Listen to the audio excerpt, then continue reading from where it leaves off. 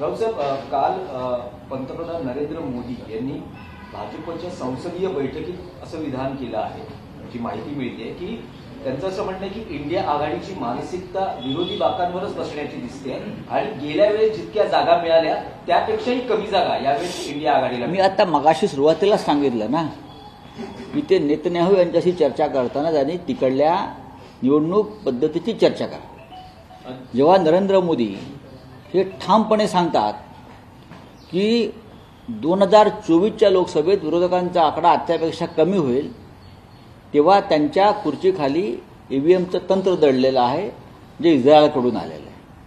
आम्ही असं म्हणतो की जगभरात ईव्हीएम हे भंगारात टाकलं असताना तुम्ही जो ईव्हीएमचा उद्घोष चालवलेला आहे त्यामागचं कारण आणि त्यामागचं तुमचं तंत्र अगदी आम्हाला समजून सांगा. आणि मगाशी म्हणालो ना, व्हीव्हीपॅट हे 100% काउंट करा, आम्ही ईव्हीएमला मान्यता देऊ. व्हीव्हीपॅट स्लिप येते, 100% काउंटची तयारी तुम्ही का दर्शवत नाही? तुमच्या मनामध्ये पाप का आहे?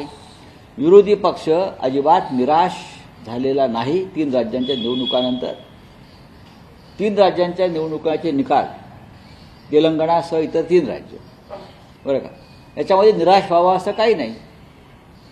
लोकशाहीमध्ये मागच्या वेळेला ह्या 3 राज्यात काँग्रेस जिंकली होती, यावेळेला भारतीय जनता पक्ष जिंकला, हे स्पष्ट आहे. याचा अर्थ 2024ला त्या राज्यामध्ये हेच निकाल लागतील असं कोणी खात्रीनं सांगू शकत नाही.